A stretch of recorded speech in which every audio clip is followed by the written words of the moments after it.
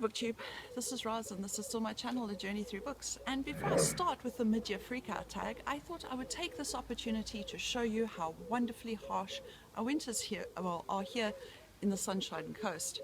And as you could see, it's winter. I'm wearing a jersey. Anyway, let's get on with the questions while my dogs are still quiet. If they are not, I might have to take this inside because at the moment they think it's Christmas. Not because of the weather, but because I'm outside filming, and that's new. So, question number 1 is the best book I've read so far in 2019. And I've given it a toss-up because one book is, I haven't exactly had the best reading year going, let's be honest with that. So I'm going to give it 4 options. So the first one I'm going to go with is Silas Marner by George Eliot. I really enjoyed that one. It was a lot more pleasant than I was expecting. Number 2, The Traveling Cat Chronicles by Hiro Arikawa. That book's going to be mentioned again later on in the list, but I thoroughly enjoyed it. It was a nice trip through Japan as well, and that cat was gorgeous. The woman who wrote that book has a cat. She knows cats. And then The Madonna of Excelsior by Zakes Madar, I really enjoyed, contrary to Rasmika's opinion of it.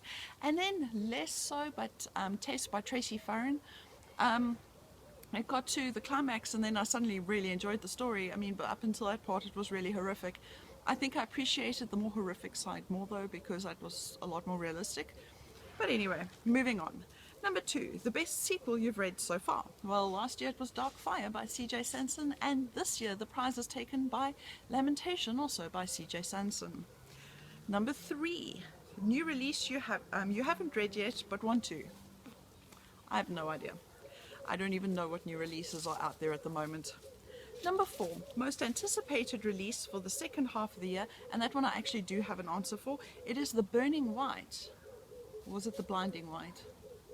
By Brent Weeks, and it's due out on the 24th of October.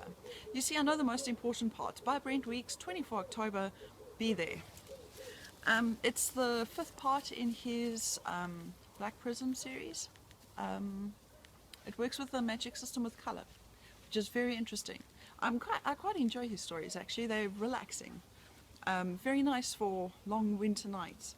Alas, he's a dude, so he doesn't count for this read along. But anyway, we'll see what happens. I might just still decide to read number 4. Moving on. Number 5, the biggest disappointment. So I also have a variety here. I've got The Lonely by Andrew Michael Hurley, which I was expecting something a lot more gothic, a lot more dark, a lot more scary. By the end I felt, was that it? The next one was Women Who Run with the Wolves. I haven't actually officially DNF'd it, but I haven't actually had the inner courage or strength to pick that book up again in the last 4 months. So I might as well just DNF it. The short stories are interesting. It's her analysis of it that I think is rubbish. I think you could take any story out there and suck your thumb and come to light with something insightful if you really wanted to. And applying all of these generalizations to women when I think they apply to all genders is just stupid. Moving on. And then the other 2 that I thought, that I really found disappointing were the 2 crime novels that I read by Colleen McCulloch. I loved her Thornbirds, don't get me wrong. I thought she was fabulous with that book. It's one of my favorite books of all time, at least it'll fit in the top 50. But The Sins of the Flesh and Naked Cruelty, there were so many reasons why I didn't like it. I did a whole ranty video on it once. If I can, I will link it. Number 6, the biggest surprise, and this is The House of Leaves by Mark Z. Danielewski. I keep wanting to call him Daniel Z. Maskalewski, and that's where I realized that I've done something wrong. But anyway, for one, that was a surprise. It was a surprise from my friend Robin, who bought it for me as a thank you present for letting her stay here last year for a while. She knew that I would never ever spend that much money on a book for myself, so she bought it for me, which was absolutely awesome of her. And it was such an interesting reading experience because you don't just read the words, you actually experience the book at the same time. So I really, it works for both. It was the biggest surprise because, hello, surprise, you got a book. And it was a surprise because I've never read a book like that before. Number 7, favorite new author, or at least new to you author. And I've got 2 here, although let me just stress that favorite is a bit of a stretch here because having read one book does not make them a favorite. But I've got Saddest. I really liked his descriptive writing style. I liked his ideas behind it. And then Joan Didion. I really enjoyed The Year of Magical Thinking, and I'd like to read more of hers. Number 8, my newest fictional crush, Nana the cat in the Traveling Cat Chronicles. Number 9, my newest favorite character, and I'm going to go for Tena here in The Tombs of Achuan, which is the second book in the Earthsea cycle, Earthsea Quartet by Ursula Le Guin. And in the first book, I didn't actually like her that much, The Tombs of Achuan, but her character just took over. I fell for her head, well, hook, line and sinker, and fishing rod too, in the 4th one, which was Tahanu, which is the 4th book, and in there she was just awesome, because there she wasn't a magical, powerful character. She was just like you and me, and there was the problem, and she had to fix it, and I thought that was fabulous. Moving on, the book that made you cry. Okay, so this wasn't hard boohoo literal tears, but this was internal crying, The Traveling Cat Chronicles. A book that made you happy, and for this one I could actually have used cry as well, because I'm going for Life and Laughing, My Story by Michael McIntyre. I cried out loud, cried laughing with that. I actually had to just put the book down and just get over it, because I was crying, my stomach was sore from laughing reading that. In places. Number 12, favorite book to film adaptation you saw this year? I haven't seen any. I was hoping to get to Good Omens, but then life happened. So we'll see, maybe I'll get to Good Omens or not, and then it will be the only one. That's Neegly expressing her opinion. She always has an opinion.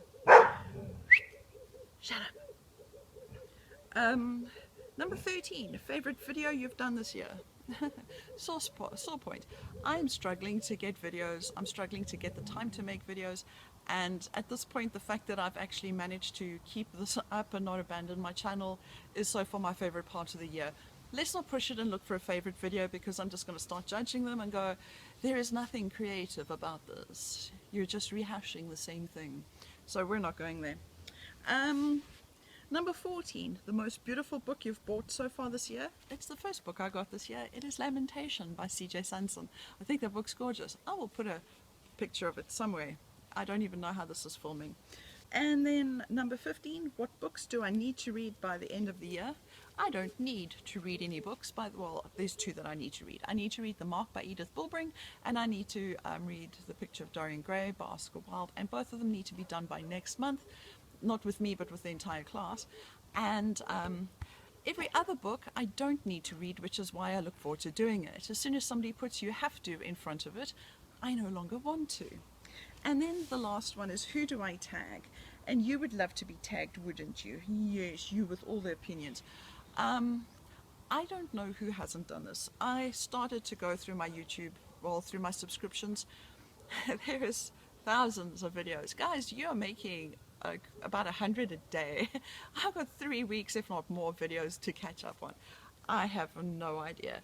If you haven't done this yet, you are tagged. Let's just do that, because I think this is an awesome tag to do.